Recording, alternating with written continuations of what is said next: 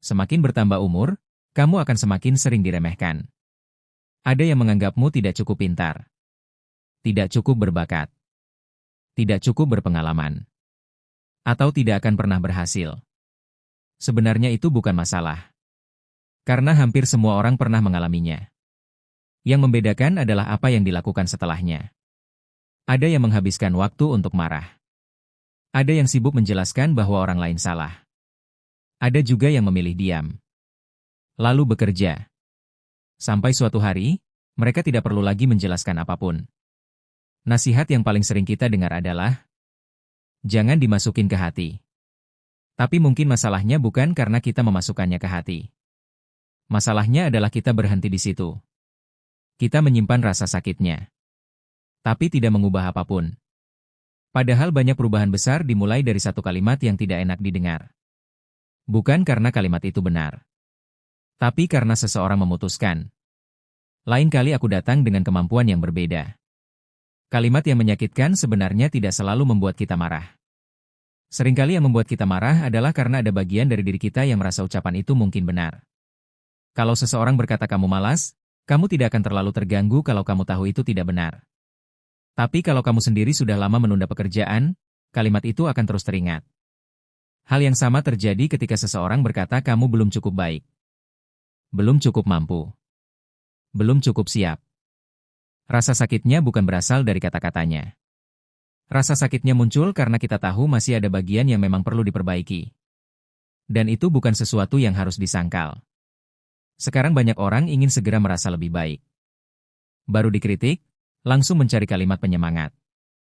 Baru gagal, langsung mencari konten yang membuat dirinya tenang. Tidak ada yang salah dengan itu. Tapi ada satu risiko. Kita terlalu cepat menghilangkan rasa tidak nyaman, sampai lupa mengambil pelajarannya. Tidak semua rasa tidak nyaman harus dihapus hari itu juga. Kadang ia berguna sebagai pengingat. Pengingat bahwa ada kemampuan yang belum dibangun. Ada kebiasaan yang belum diperbaiki. Ada pekerjaan yang masih ditunda. Kalau semua itu langsung ditutupi dengan kalimat nggak apa-apa, kita kehilangan alasan untuk berubah. Ketika diremehkan, banyak orang langsung ingin membalas. Membalas komentar. Membalas sindiran. Membalas lewat media sosial. Masalahnya, semua itu hanya memuaskan emosi sesaat. Besoknya keadaan tetap sama. Kemampuanmu tidak bertambah. Penghasilanmu tidak berubah. Hidupmu juga tidak berubah. Kalau tujuanmu adalah membuat hidupmu lebih baik, maka membalas bukan pekerjaan utama. Pekerjaan utamanya adalah meningkatkan kemampuan sampai komentar itu kehilangan relevansinya. Ada perbedaan antara menyimpan dan memelihara. Menyimpan berarti mengingat perasaannya. Memelihara berarti terus menghidupkan kebenciannya. Yang pertama bisa mendorongmu bekerja. Yang kedua justru menghabiskan energimu. Kalau setiap hari yang kamu pikirkan adalah orang yang meremehkanmu, berarti mereka masih mengendalikan waktumu. Tapi kalau yang kamu pikirkan adalah apa yang harus dipelajari hari ini, fokusmu sudah berpindah. Dan itu jauh lebih berguna. Perhatikan orang yang benar-benar ahli di bidangnya. Mereka jarang sibuk meyakinkan orang. Karena kemampuan membuat banyak penjelasan menjadi tidak perlu. Kalau kamu harus terus mengatakan bahwa kamu mampu, mungkin kemampuanmu belum cukup terlihat. Kalau hasilmu sudah jelas, orang akan menarik kesimpulannya sendiri. Itu sebabnya, setiap jam yang dipakai untuk berdebat adalah jam yang tidak dipakai untuk berkembang. Ada satu kesalahan yang sering terjadi. Orang bekerja keras hanya untuk membuktikan bahwa seseorang di masa lalu salah.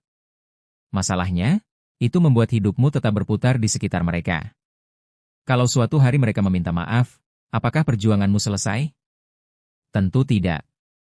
Karena alasan terbaik untuk berkembang bukan agar orang lain menyesal, tapi agar hidupmu memang menjadi lebih baik. Kalau hasil akhirnya membuat mereka berubah pikiran, anggap saja itu bonus. Bukan tujuan. Kalau suatu hari ada orang yang meremehkanmu, kamu punya dua pilihan. Pilihan pertama, habiskan waktu untuk membalas ucapan mereka. Pilihan kedua, gunakan rasa tidak nyaman itu sebagai pengingat bahwa masih ada pekerjaan yang harus diselesaikan. Kamu tidak harus membenci mereka. Kamu juga tidak harus berterima kasih.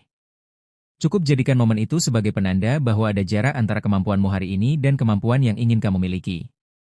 Lalu tutup mulut. Kurangi penjelasan.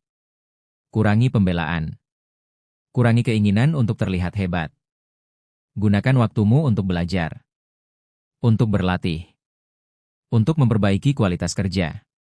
Karena pada akhirnya, orang bisa memperdebatkan pendapatmu. Orang bisa meragukan rencanamu. Orang bisa menertawakan mimpimu.